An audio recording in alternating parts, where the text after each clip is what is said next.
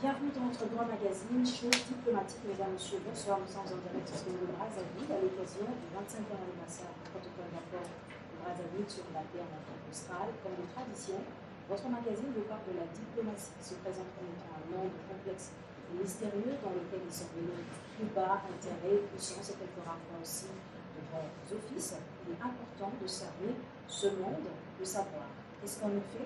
Et pour répondre à toutes ces interrogations, notre magazine a choisi le ministère des Affaires étrangères pour voir quelle est la politique étrangère du Congo Brazzaville. Alors pour en parler, pour cet entretien, un invité pas comme les autres, il s'agit du ministre des Affaires étrangères, M. Basile Bideye, avec lui dans cet entretien. Bonsoir, M. le ministre. Bonsoir, madame. Bienvenue dans notre magazine. Merci beaucoup. Comment vous sentez? Très bien. Merci, tout le plaisir est partagé. Depuis combien de temps êtes-vous à la tête de la diplomatie congolaise?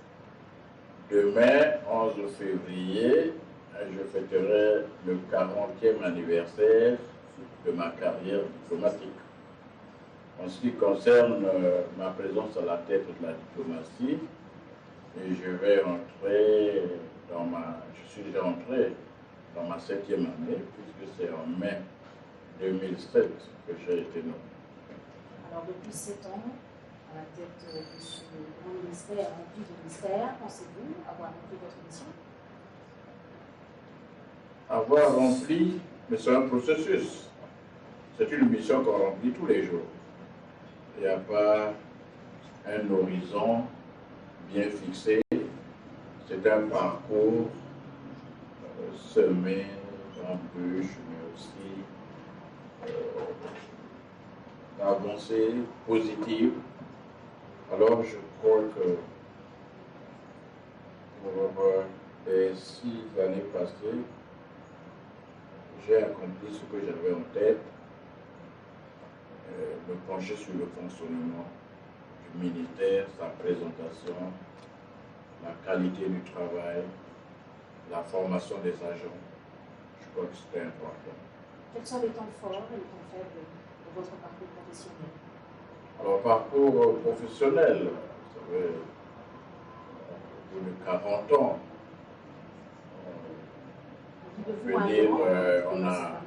j'ai comme point fort, vous savez, quand vous participez à un événement comme celui dont on va célébrer le 25e anniversaire du protocole de Brazzaville, quand vous êtes associé au travail mené par le président de la République, quand vous l'accompagnez dans l'accomplissement de son mandat à la tête de l'OUA à l'époque, en 86-87, quand vous présidez le Conseil de sécurité des Nations Unies sur des grands dossiers comme le Darfour, comme la RDC, vous voyez, vous sentez une fierté légitime. Vous dites, la voix du Congo porte. Bon, mais au milieu, c'est une carrière diplomatique, mais dans un contexte politique qui n'était pas toujours celui de la stabilité qu'on connaît aujourd'hui. Donc, j'ai connu la traversée du désert. C'est normal, dans un pays en construction comme le nôtre, qui a eu un passé agité. D'ailleurs, le président de la République, à un moment donné, lorsque m'avait reçu après ces troubles, il m'avait dit à l'époque, vous savez, vous avez étudié l'histoire, je dis oui, j'ai fait une licence d'histoire pour comprendre la marche du monde. Il dit alors, vous savez que quand les révolutions éclatent, elles mangent même leur propre fils, et puis après, on décompte, on récupère ceux qui ne devaient pas être traités comme ils l'ont été. C'est ça aussi la leçon. Très bien, Monsieur le ministre. Aujourd'hui, l'Afrique est frappée par plusieurs crises, les guerres, les rébellions qui naissent dans différents États africains, avec toutes les conséquences qui en découlent, les violences sous toutes ses formes, la famine, les épidémies, les déplacements massifs sur le plan humanitaire. Quel est selon vous le regard du Congo sur toutes ces crises qui frappent l'Afrique? Oui, c'est vrai que quand on voit ce qui se passe au Soudan du Sud ou en RCA, on se dit quel monde. Mais en réalité, le regard qu'il faut porter aujourd'hui sur l'Afrique doit être positif. Les crises, on en a connu plus aujourd'hui. Figurez-vous, à la fin des années 90 et au début des années 80, quand on était 11 pays avec le Rwanda, au sein de la CAC, sur les 11, il y avait 7 qui étaient en guerre ou en situation post-conflit. 7. Vous voyez, aujourd'hui, il ne reste plus que la RCA, puis l'Est de la République démocratique qui est en train de se stabiliser. Donc rien que cet exemple prouve que nous sommes sur la bonne voie. Il est vrai, il y a des poussées de fièvre comme la RCA, mais la situation n'est pas pire que celle qu'on a connue au début des années 2000. Et les épidémies, elles sont aussi maîtrisées.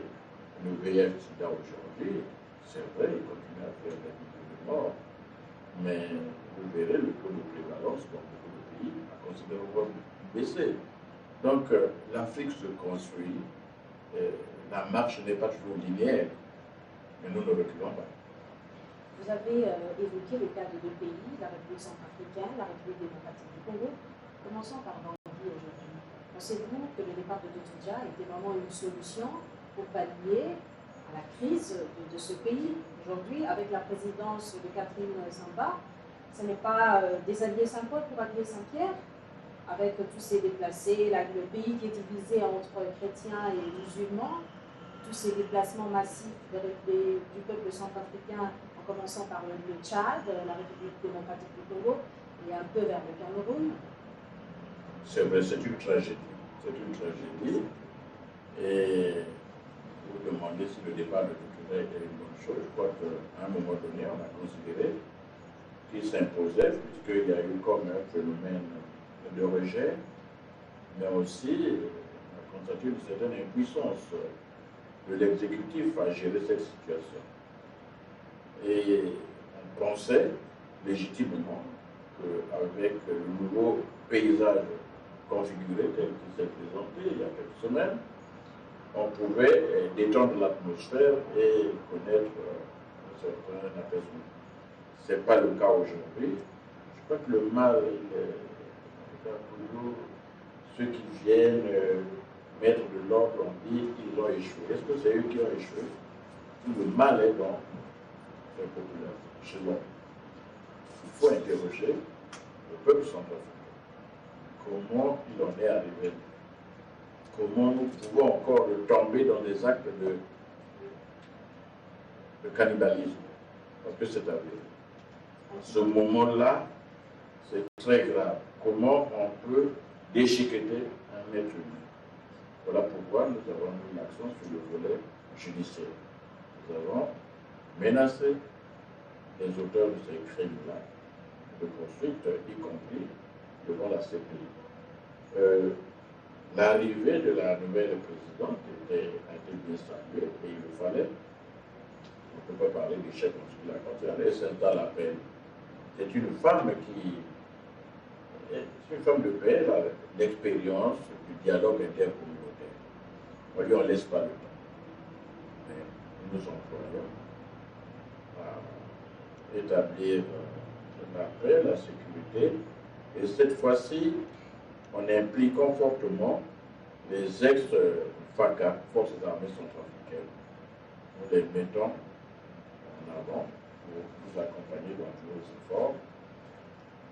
Vous savez, un conflit, on sait quand est-ce qu'il commence, on ne sait jamais quand est-ce qu'il se termine. Comment vous jugez le travail de la ministre de la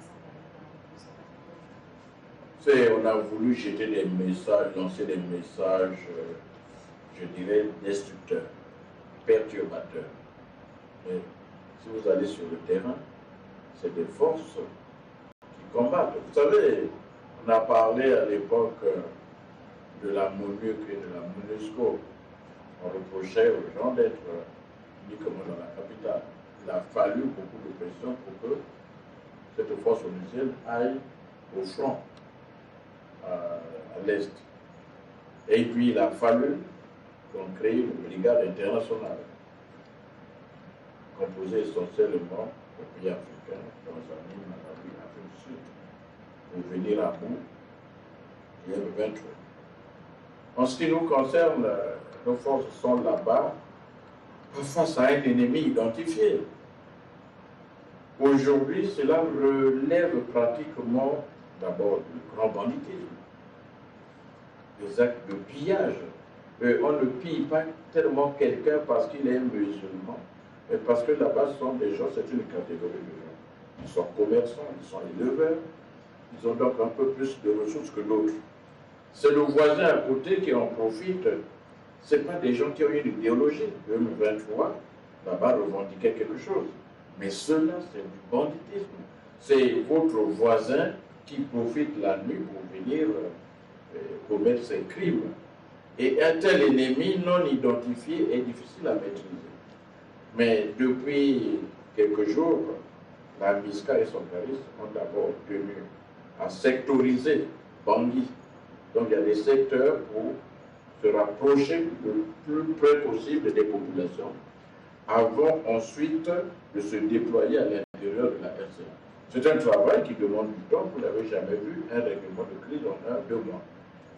Monsieur le ministre, parlant de la République démocratique du Congo, principalement dans sa partie Est, pensez-vous aujourd'hui, on peut parler de pays durable, avec toutes les crises qu'a traversé la République démocratique du Congo, le rebelle du M23, les négociations qui ont commencé à Addis Abeba, les négociations de Kampala, les grandes réunions des pays des Grands Lacs, pensez-vous aujourd'hui qu'on peut réellement parler d'une paix durable en République démocratique du Congo?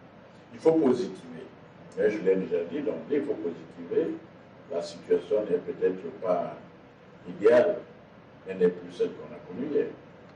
Le M23 a été vaincu, la plupart des mouvements déposent les armes ou indiquent leurs intentions, notamment les rebelles rwandais.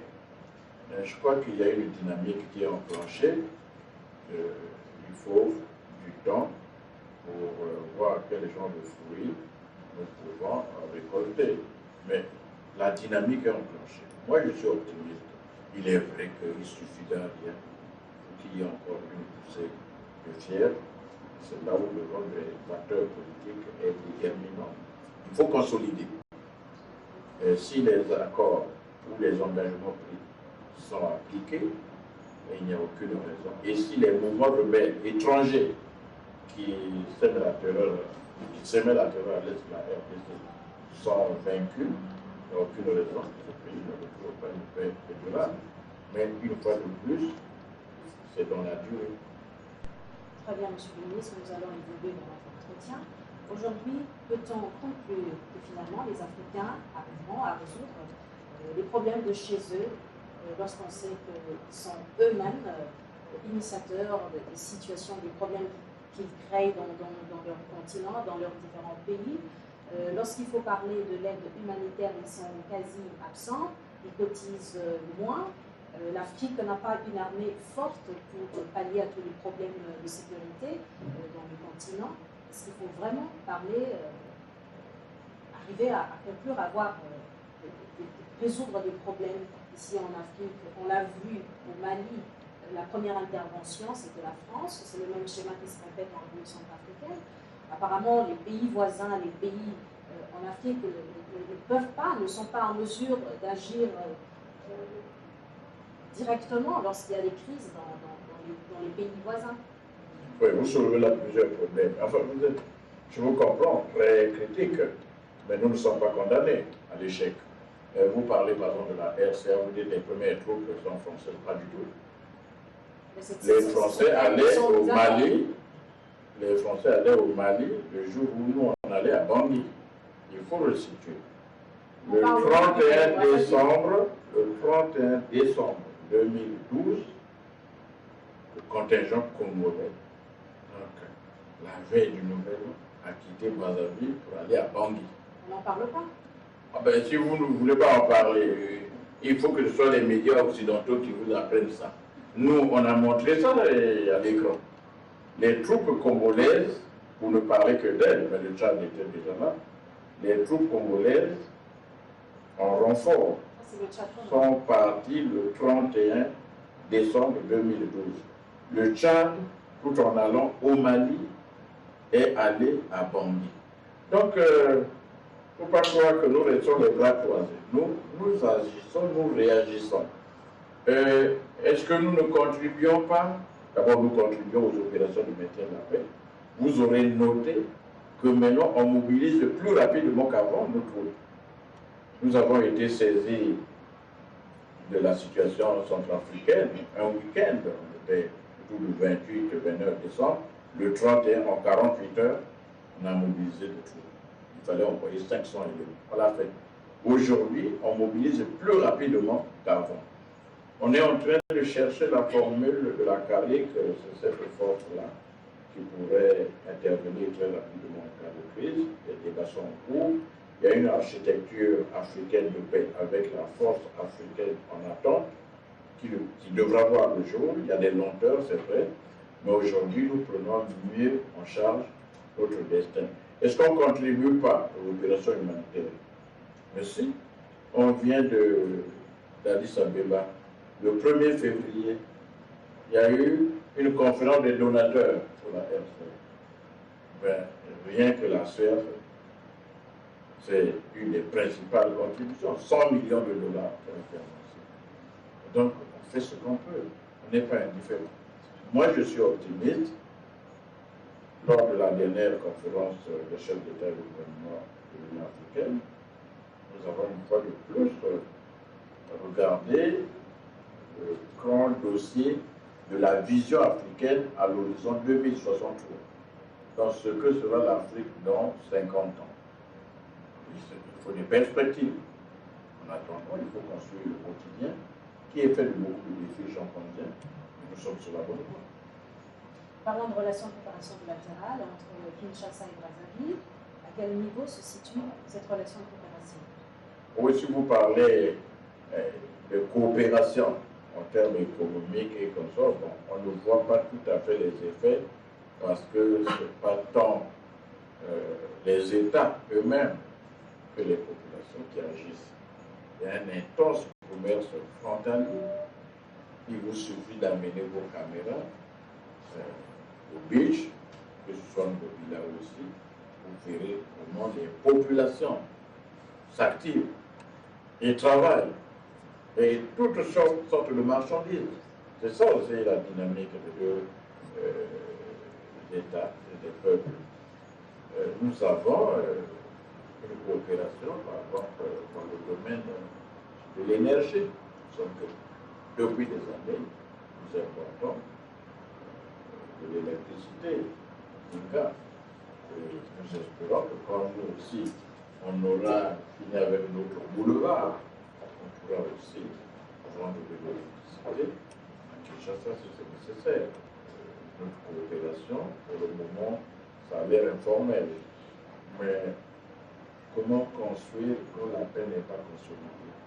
De l'autre côté, il y a eu beaucoup de défis, nous comprenons que ce ne soit pas toujours facile d'appliquer les accords que nous signons, parce qu'il y a plusieurs accords dans beaucoup de domaines. Et d'ailleurs, cette année, parmi les priorités, j'ai retenu la tenue de la commission mixte de coopération avec la RDC. Monsieur le ministre, vous parlez d'une coopération, d'une relation en point fixe, mais on a l'impression que c'est une relation de je t'aime, moi non plus. Les relations entre Kinshasa et Brazzaville, l'impression nous donne une réalité tout à fait autre. On le voit par exemple dans la communication physique, les traversées beach qui commencent, des bateaux qui commencent à 10h30, 11h et se terminent à 16h. Et puis les communications de télécommunications, il y a des réseaux qui prennent en charge les deux rives, mais il y a beaucoup d'interférences, donc on a l'impression que la communication ne marche pas très très bien, vraiment sur le plan communicationnel entre Kinshasa et Brazzaville. C'est plutôt technique alors. Ben, je t'aime moi non plus, je n'ai pas de sentiment ici. En tout cas, moi j'aime bien mes frères et sœurs de Kinshasa. Nous travaillons étroitement et parfois quand il y a eu un nuage, on l'a dissipé très rapidement. Vous savez, il y a 3 ans environ, il y a eu un nuage autour de certains phénomènes des illuminés qui croyaient pouvoir aller déstabiliser le régime de Kinshasa. Nous avons réglé ça dans un état d'esprit vraiment tout à fait fraternel. Ça n'arrive pas souvent. Les gens s'attendaient à une dégradation de la situation. Ça a été maîtrisé très rapidement. Le président Sassou Nguesso a décidé, comme ça, il dit, j'oublie mon rang de doyen, mon âge, mon ancienneté et tout, je m'en vais rencontrer le petit frère à Kinshasa. Il est allé, ils ont eu un tête-à-tête et aujourd'hui, on a parlé de ce problème. Donc, si vous faites allusion maintenant aux traversées, mais ça c'est des impératifs, c'est pas politique. C'est des gens, ils sont au beach là-bas, ils disent, nous, on travaille de telle heure à telle heure, on arrête à telle heure. Bon, ce qu'il faut déplorer, c'est qu'il n'y ait pas des moyens de communication, mais on réglera ça plus tard. S'il y avait les camps et tout le reste, ça irait plus vite. Mais ça n'a rien à voir. Si vous me dites vos télécommunications, mais ce n'est pas nécessairement que Kinshasa et Brazzaville. Ça peut, les Brazzavillois se plaignent là. Et le ministre, je crois, des télécommunications a même donné un délai aux opérateurs oui, aux opérateurs de ce secteur pour qu'ils se conforment à certaines normes, faute de pouvoir en leur licence. Donc ça existe chez nous.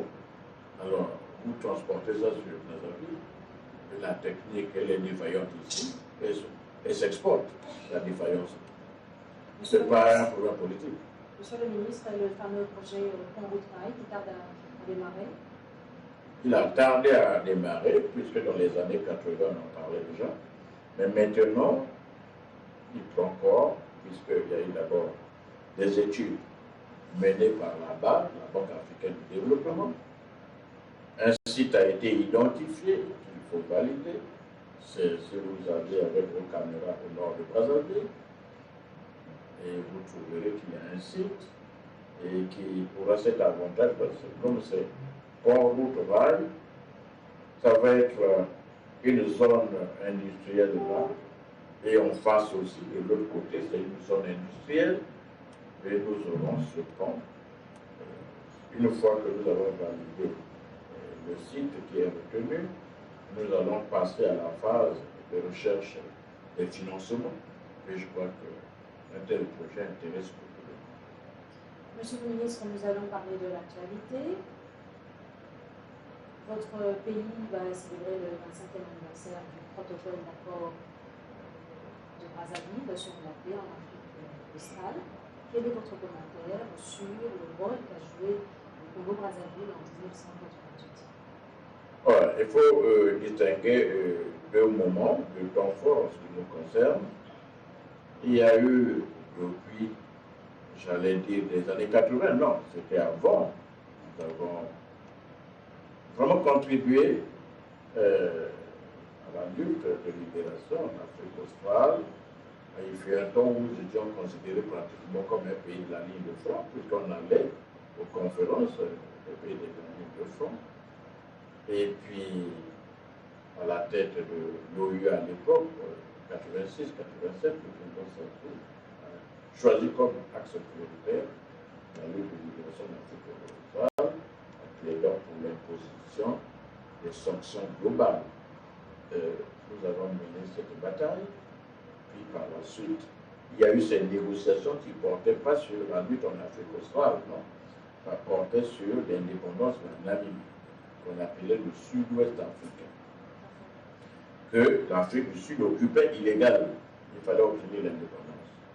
Seulement des puissances, l'Afrique du Sud elle-même, appuyée par l'Occident et essentiellement les États-Unis, établissaient un lien entre le retrait des troupes sud-africaines de la Namibie, comme on l'appelle aujourd'hui, lien entre ce retrait et celui des troupes cubaines en Angola. Nous ne voyions pas de lien en Angola, pays indépendant, étant habilité souverainement à faire appel à un allié. Mais il a fallu tenir compte du contexte, c'était encore la guerre froide. Il fallait accepter ce lien artificiel. Nous étions sans doute bien placés pour faire accepter ça par nos amis angolais et cubains. Et nous avons eu la chance d'abriter ici plusieurs étapes de ce processus qui avait démarré depuis Londres, qui était itinérant. Il allait de pays en pays, mais arrivé à Brazzaville, il s'est fixé avant la conclusion de l'accord de New York. Parce que les accords définitifs, c'était New York. Donc nous avons joué ce rôle, mais pour l'indépendance de la Namibie. Pour l'Afrique, de façon générale, et surtout l'Afrique du Sud, c'est le combat mené au sein de l'OU à l'époque, notamment avec la création de ce qu'on appelait le Fonds Africa, et puis des batailles. Le président Sassou a parcouru le monde entier. Il est allé en Asie, en Chine, il a fait plusieurs pays d'Europe du Nord, la France, ensuite la Belgique, il est allé en Espagne, il est allé au Canada, il est allé aux États-Unis, plaider cette cause-là, ce qui lui a valu quand même beaucoup de reconnaissance. Donc le protocole de Brazzaville consistait pour nous à obtenir de nos alliés cubains, anglais, qu'on aille de l'avant pour favoriser l'indépendance de les autres pays comme la Côte d'Ivoire, le Zaïre à l'époque, étant mieux placés que nous pour raisonner le régime d'apartheid. Donc, c'est un effort qui a été fait et à l'issue duquel, je crois, les Américains, qui ne se sont pas trompés, le président Bush père en particulier, a invité le président de à accomplir une visite d'État à la Maison-Blanche. Et le hasard a voulu que l'arrivée à Washington ait lieu le jour même où Mandela était libéré. Alors, vous avez parlé de la reconnaissance du président des Nations Unies sur le plan international. J'aimerais vous poser une question. Pensez-vous aujourd'hui que l'Afrique du Sud a le même regard que vous, le Congo-Brazzaville, sur la reconnaissance de la libération de Nelson Mandela, M. le ministre? Oui, mais c'est que nous n'avons pas la prétention d'avoir été les seuls à contribuer à la libération de Mandela. Il y a d'abord et avant tout la lutte du peuple sud-africain lui-même. Je dis bien le peuple. On parle de l'ANC, mais c'est une mosaïque. Il n'y avait pas que les Noirs, il y avait des Blancs. Et il y avait des Indiens, les Métis.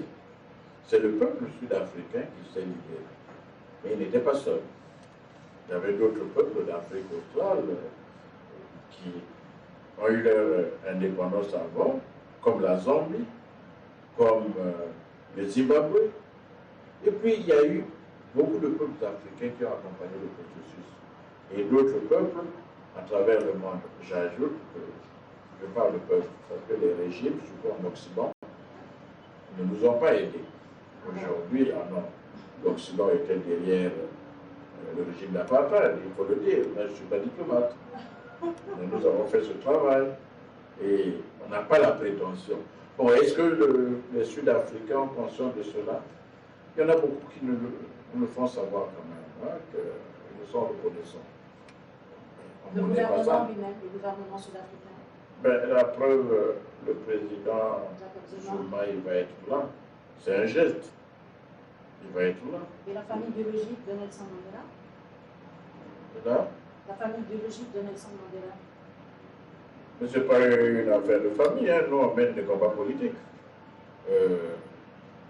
On n'est pas allé voir chacun des membres de la famille pour dire est-ce que vous savez que nous ne demandons même jamais qu'on nous paye pour ce genre de travail. Ni même en termes de reconnaissance, non. C'est poser des actes. C'était des causes justes. Il y avait une idéologie. Aujourd'hui, on se bat pour autre chose. On se battait pour une idéologie, une cause. Il y avait la SWAPO qui était ici, à Mindoli, une école, et notre radio, notre télévision était au service de cette cause. Il y avait des émissions, le MPLA, il y avait la SWAPO, et on faisait de ces causes des causes congolaises, et c'est ça qui importe. Est-ce que la mémoire humaine retient tout cela?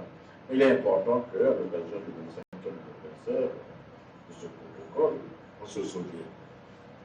Monsieur le ministre, nous tendons déjà vers la fin de notre magazine. Quelles sont les perspectives diplomatiques de votre ministère en ce qui concerne le consulat, les ambassades, les différentes représentations diplomatiques à l'étranger? Comment vous gérez vos compatriotes à l'étranger, surtout en ce qui concerne les problèmes de visa? Beaucoup de questions. perspective, nous avons une trentaine d'ambassades aujourd'hui à travers le monde. On ne va pas en multiplier plusieurs. Cette année, on va créer peut-être à Abidjan, avec un consulat général au Rwanda. Quelles sont les motivations?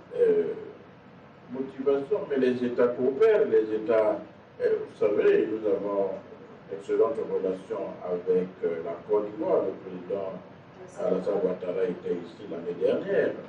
C'est un grand pays qui connaît maintenant la paix. Il est important que nous soyons présents ou pas. Et la Côte d'Ivoire aussi a manifesté l'intention de s'implanter ici diplomatiquement à Brazzaville. Le Rwanda, c'est un pays avec lequel nous avons de très bonnes relations, qui a l'intention d'ouvrir une ambassade ici. La compagnie rwandaise a beaucoup de vols de fréquence sur Brazzaville. Et nous voulons un consulat là-bas pour faciliter les échanges. Tout comme nous avons ouvert des consulats dans beaucoup de pays voisins, consulats généraux, à Douala, on avait déjà un au Kabila, et à Franceville, et nous avons ouvert à Tunis. Nous allons continuer ce travail.